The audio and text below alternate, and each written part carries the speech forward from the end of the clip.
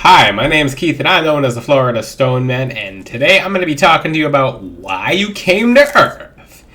Oh yeah, this is about time that I got to talking about this topic, because this is an important one. People always ask me, why did I come here? Why did God put me here? I want to go back, I want to go to the afterlife, etc.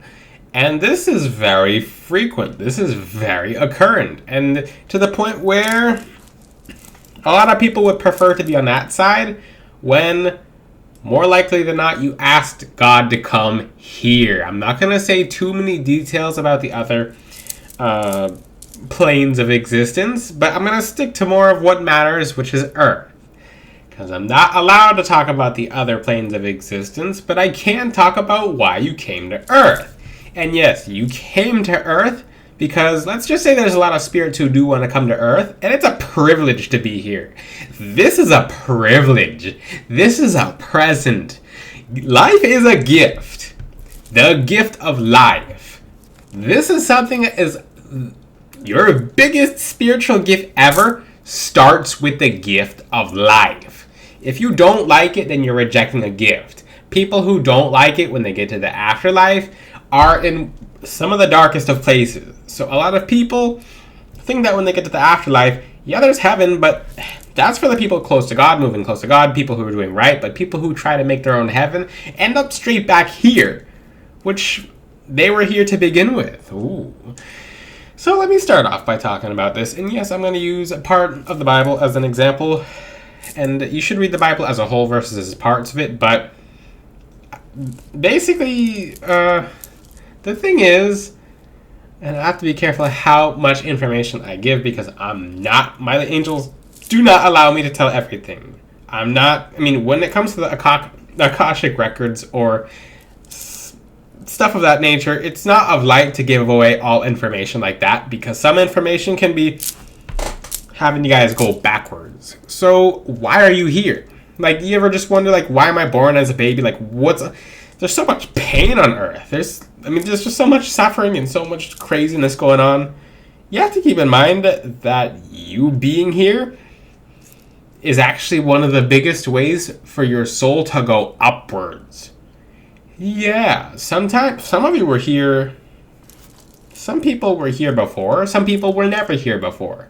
Like I said, I can't go into that too much, but I'm going to tell you right now, most people who do past life readings are just like a good 98%, 97, 98%. There are people who do good past life readings, and your past lives don't really matter that much. I've talked about it before, but they just don't really matter that much. Not even my past life that matters that much. What matters is right now. I see people get stuck in their past lives, and it actually prevents them from growing in the present. Imagine you want to go on, let's just say you're on vacation, right? Life is a vacation, but you're looking at in your camera phone, in your photo roll. Ooh, I sound very old fashioned. In your photo roll, in your film, you're scrolling through your film, and you're looking on your vacation at past pictures of what you did the last time you were on vacation, and you're missing the whole vacation because you're going through the past vacation on your phone. So your past is enveloping on the present, and you're just missing out. You're just flat out missing out. You're throwing away your present because you're stuck in the past. That's why most people's spiritual gifts don't open. It's because they're focused on their past lives to the point where their past lives were not as developed as this current life. So you can look at parts of your past life to move past certain traumas, to move past certain experiences, and to get ahead in this one. But after you do that, then you leave the past life behind. If you try to become what you are in the past life, then you stunt your growth, okay? I hope that makes sense. That's very direct, and it's not something anyone's teaching. I'm not focused on what other people are teaching. I'm not teaching sugar-coated spirituality, if you couldn't tell by my channel. But I'm teaching spirituality without the sugar-coating. And this is one of the more direct videos because I do have to tell people, like, you asked God to come here before you even got here. So, and most people's angels do not tell them that. But I'm allowed to tell you guys this because we're getting to a day and age where people are just like, I'd rather be on the other side. And that's how people are getting on the other side now, which is really unfortunate. So I'm here to tell you that you asked to come here. You want to know how many spirits are waiting Think about it like this. Why are all these spirits on the other side trying to possess people? Why are they trying to get into living people? It's because they missed their chance. They were here once before it. They completely messed up. Now they're on the other side. Now they wish to be here. No one can even perceive them there. When you're on Earth, you upgrade here. Stuff you do here upgrades you. So when you get to the afterlife the next time and you're in the in-between stages, your 5D version of yourself has a whole bunch of things they'd never have access to if they never came to the physical realm. Because keep in mind this, physical and spiritual art run upon the same lines. When you do stuff in this realm, which spirits can't do things in this realm like they can here. So when you're basically, it's like, a good example is, it's like when you're making the video game and you're adding stuff to it because you're making the video game versus when you're playing the video game and you can't really choose and you can't really do much because the video game's already made and it can't be upgraded or patched or anything can be added to it. That's how it is. That's a good example when you guys get to the afterlife. So stuff you do here, stuff you work on here, because let's just say a couple lifetimes ago when you were on a different plane of existence, but I'm not allowed to talk about the different worlds that are out there because there's a bunch. And I'm not going to name them all either. It's very interesting what actually exists, but ask your angels and they might give it to you. And like I said, it's not of light to be spilling all the information because that's not going to help people.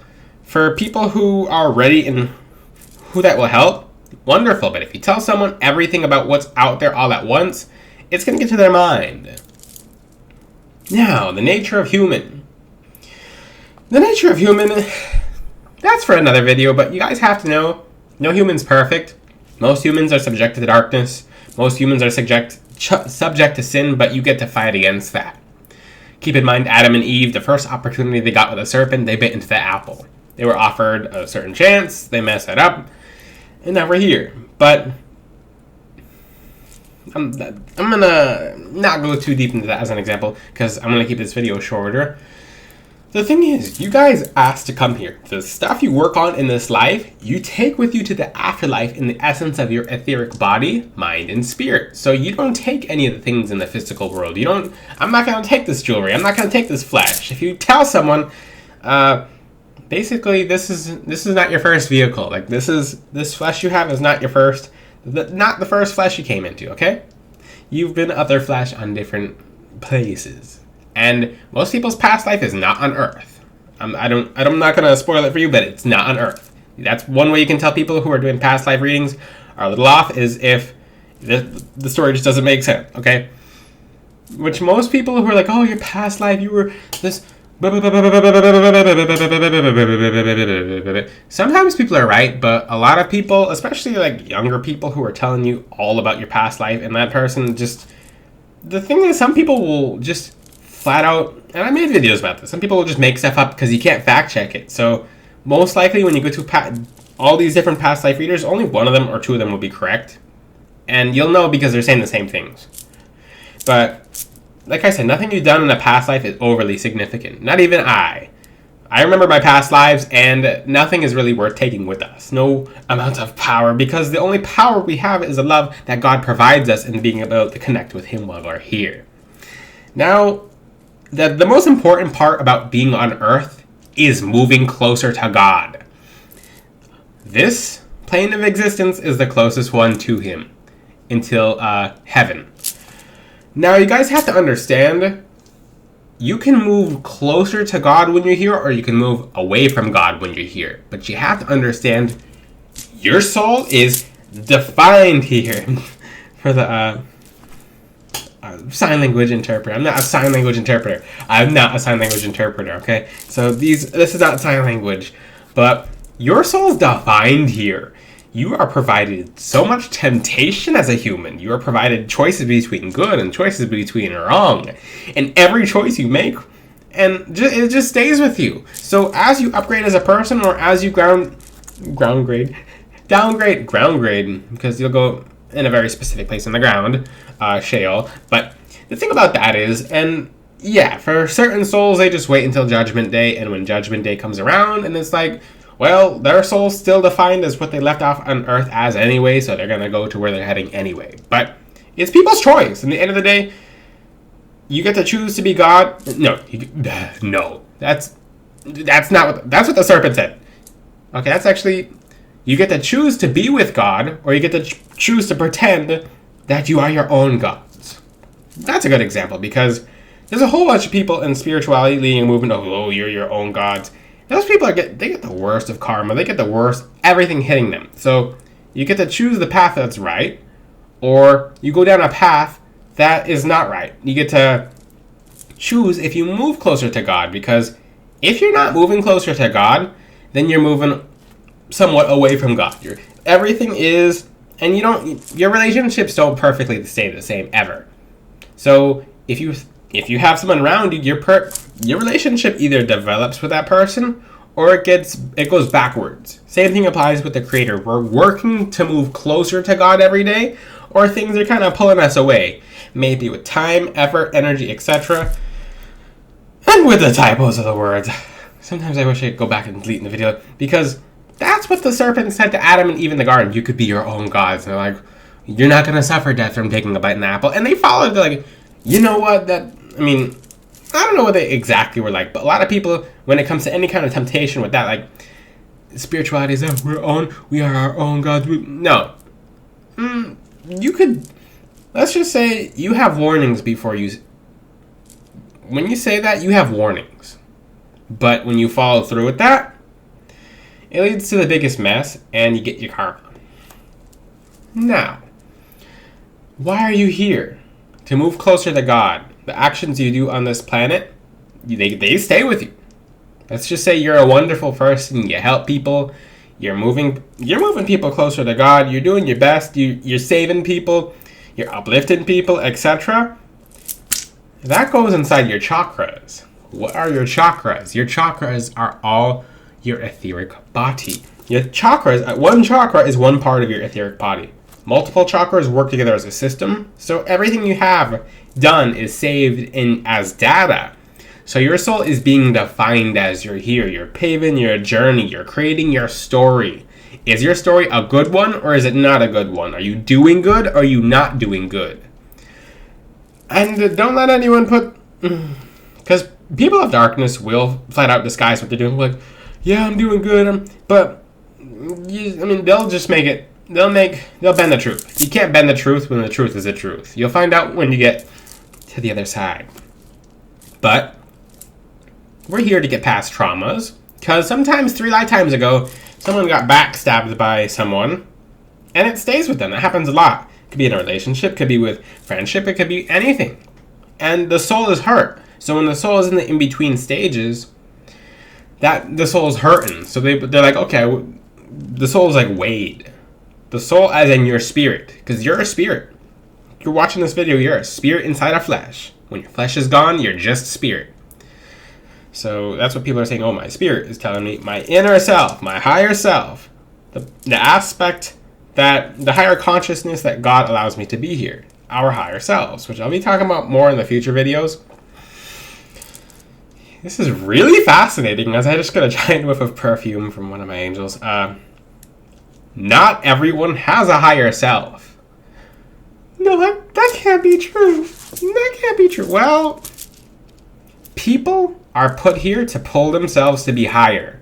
Your higher self is what you as a soul is on this planet for. If you're someone who's an uplifted spirit, if you're someone who is very high up and uplifted, and you're the best, highest version you can be, then there's an aspect of yourself that's already in the afterlife, a part of you that's never been born, and a part of you that will never die. It's a part of you that's in the 5D and will always be in the 5D. It's something that's always been around that you can't even imagine. That part of you sent you here to upgrade.